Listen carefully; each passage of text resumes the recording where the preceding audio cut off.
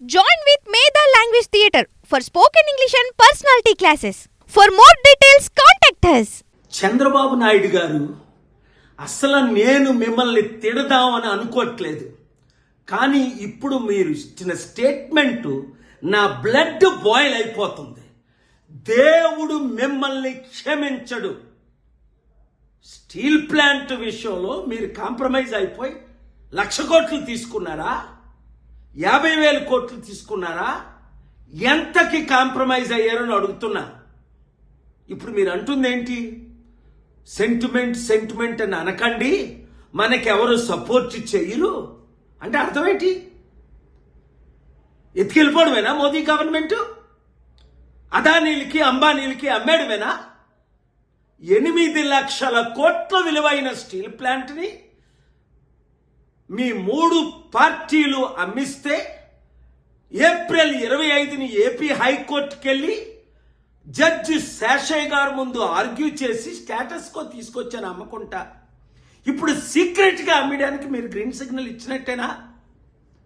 Election ముందేమన్నారు? Steel ప్లాంట్ని కాపాడుకుందామని 100 సార్లు అన్నారు. ఇప్పుడేమంటున్నారు? సెంటిమెంట్ అని రోజు అనకూడదు, అంటే అమ్మి పడేయండి అని. మీకు వస్తున్న లాభం ఏంటి? ప్రజలు ప్రశ్నిస్తున్నది. మీకు ఎంత డీల్ సెటిల్ అయింది? ఒక్క స్టీల్ ప్లాంట్ ఆదాయమే మన ఆంధ్రప్రదేశ్ అప్పుని 10 సంవత్సరాల్లో తీర్చుతుంది. లేదా అమ్మేద్దామా? 8,00,000 కోట్లు నేను బేరం పెడతాను. 33,000 ఎకరాలు మొత్తం, ఎకరం 30 కోట్లు, 9,00,000 కోట్లు విలువైనది. ఏంటిది? మీరు ఇంత కాంప్రమైజ్ అయిపోతారా?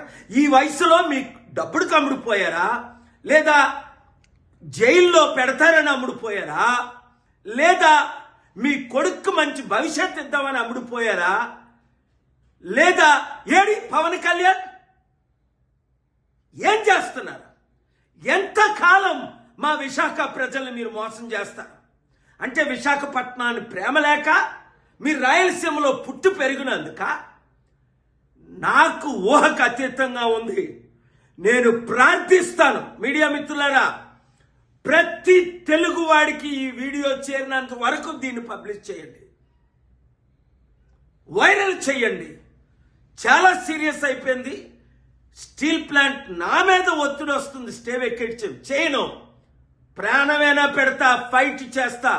ప్రత్యేక హోదా తెచ్చుకుందాం, స్టీల్ ప్లాంట్ని కాపాడుకుందాం, ఆంధ్రప్రదేశ్ని, తెలుగు సత్తాని, తెలంగాణ మొత్తం ఏకమైపోదాం.